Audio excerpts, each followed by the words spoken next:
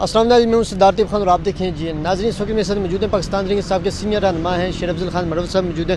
مروت صاحب یہ بتائیے گا کہ پہلے بڑا مین اسٹریم میں چلتا رہا کہ پی ٹی آئی کے قائدین آپس میں لڑ پڑے اور پھر آپ کی ایک ویڈیو ہے پپیاں جفیاں والی، اس حوالے سے تھوڑا سا بتائیے۔ بس وہ ختم ہو گئی بات، پارٹی کا اندرونی مسئلہ تھا، ناؤ اٹ از اوور۔ سر یہ بتا دیجیے گا کہ مریم نواز صاحبہ جو ہے وہ آج حلف اٹھانے جا رہی ہے، کیسا لگ رہا ہے، کیا کہیں گے اس حوالے سے؟ بس یہ انوکھا واقعہ ہے، ایم پی اے ہے نہیں اور چیف منسٹر بن رہی ہے۔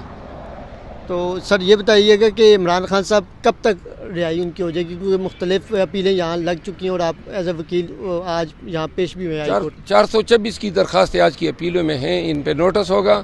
امید ہے کہ خان 1 سے 1.5 ماہ کے اندر باہر آ جائیں گے۔ مروت صاحب یہ بتائیے گا کہ اپوزیشن میں اگر آپ کو اپوزیشن لیڈر بنایا جائے گا، جو کہ کبھی امکان ہے کہ آپ اپوزیشن لیڈر ہوں گے پاکستان تحریک انصاف کی طرف سے، تو کیا ٹف ٹائم دیں گے پارلیمان کے اندر اور پارلیمان کے باہر؟ تو آپ مشورہ دیتے ہی ہیں لوگ، پارلیمان کے اندر کیونکہ پہلی آپ باہر ہوگی تو کیسا ٹف ٹائم دیں گے شہباز سر؟ ٹف ٹائم تو ہم یہ کہتے سکتے ہیں کہ پازیٹیو، ریزنیبل، قانونی اور جو ایک رول اپوزیشن سے ایکسپیکٹ ہو سکتا ہے ہم وہی رول ادا کریں گے۔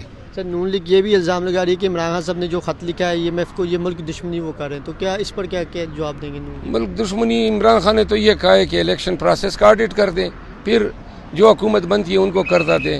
اب وہ کہتے ہیں کہ ہم نے الیکشن تو چوری کر کے آپ کی حکومت تو چھین دی ہے، ساتھ میں وہ کہتے ہیں اس کی انکوائری بھی نہ ہو۔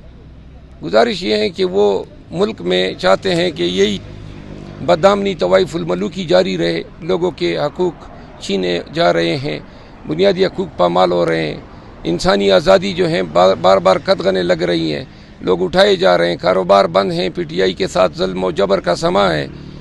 ان پہ جو ہے کہتے ہیں کہ بات نہ کریں، اور قرضہ لینا جو ہے اس پہ اگر آپ بات کرتے ہیں تو ملک دشمنی ہے۔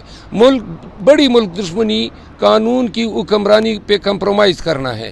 پہلے قانون کی حکمرانی ملک میں ہونی چاہیے، پھر قرضوں کی بات ہونی چاہیے۔ لاسٹ میں سر یہ بتائیے NA-46 اور 7 کا الیکشن کمیشن نے فیصلہ سنا دیا، کیا آپ اس فیصلے سے مطمئن ہیں جو الیکشن کمیشن نے سنایا کہ نون لیگ کے امیدواروں کو کامیاب قرار دے دیا؟ الیکشن کمیشن کے سارے فیصلے غلط ہیں۔ شکریہ۔